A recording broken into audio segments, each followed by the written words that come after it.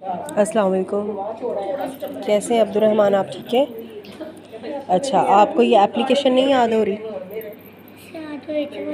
तो बार बार क्यों भूल रहे हैं आप application for leave for an urgent piece of work. किसी ज़रूरी काम से आपने एप्लीकेशन जो है वो याद करनी है, तो आपको क्यों याद नहीं हो रही? आप रीज़न बता दें। हाँ, क्या मुश्किल लग रही? मुझे यहाँ से मुश्किल लगता है। आपको समझ में है? सारी समझाया है ना पहले? मैं आपको दोबारा से अच्छी तरह समझा देती हूँ। ये बैग आप साइड पे करो।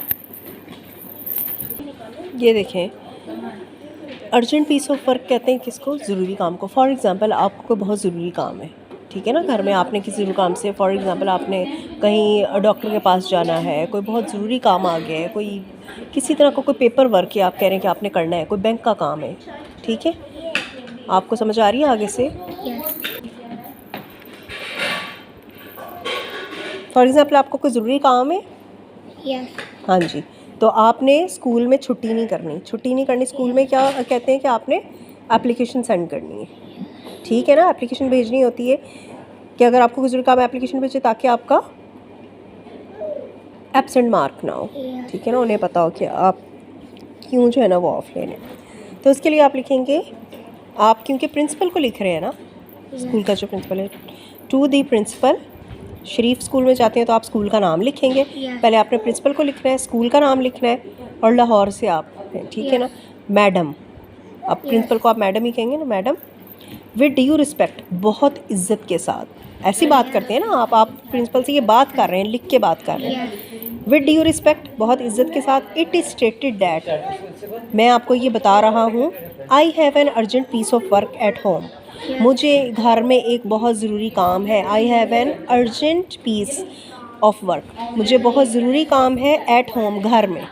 तो आप प्रिंसिपल को बता रहे हो कि मैडम, बहुत इज्जत के साथ मैं आपको ये बताना चाहता हूँ कि मुझे घर में बहुत ज़रूरी काम है। Kindly grant me leave for a day.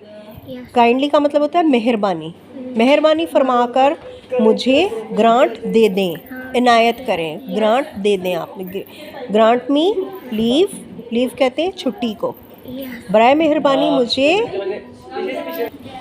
Kindly grant me leave for one day या फॉर आ डे। ए आ का भी मतलब होता है एक, ठीक है।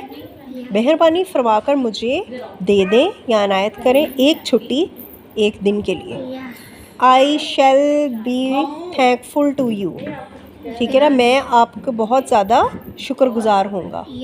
और इतना ये लाइन को इस तरह यहाँ घुसा के लिखने की ज़रूरत नहीं है। नेक्स्ट पेज पे आप नीट एंड क्लीन लिखो ताकि जब आप याद करो तो आपको गलती ना हो। अब ये देखो शेल किस तरह से लिखा हुआ है, समझ नहीं आ रही, स्पेलिंग भी नहीं सही, आपको खुद भी नहीं समझ में आएगी आपने क्या लिखा है।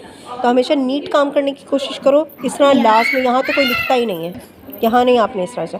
आई shall be thankful to you, मैं आपका बहुत ज़्यादा शुक्रगुजार होऊंगा।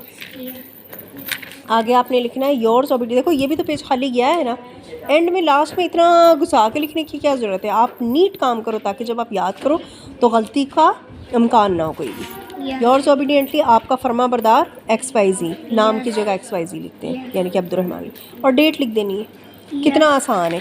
अब ये है कि अब मैं आपको ज़ुबानी बता देती हूँ।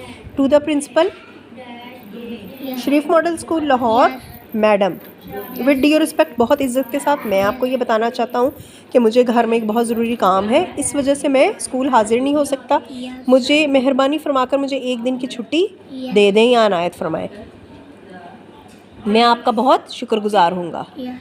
आपका फर्मा बरदार स्टूडेंट अब्दुर्रहमान या XYZ उस पर लिखेंगे, ठीक है। तो इसमें आप कोई ऐसी चीज़ जो मुश्किल है आपको नहीं समझ में आ रही? मुझे यहाँ से वो जो ऑफ वर्क एट होम मैं भूल जाता हूँ। क्यों भूल जाते हो? आप जहन में रखो, I have an urgent piece of work at home. और आप एग्ज़ाम में अगर भूल जाते हैं ना तो यहाँ से आप चीटिंग कर लो, इसी में से ये लिखा हुआ है ना, application for leave of an urgent piece of work, ठीक है। तो आप अपना काम तो देख ही सकते हो ना, आपने टेस्ट लिखते वक्त यहाँ से देख लो। अगर आपको यहाँ मुश्किल लगता है तो आप लिख लो कि I have an urgent piece of work at home लिखना है, बस ये याद करना है। लाइन तो पूरी लिखी होगी ऊपर।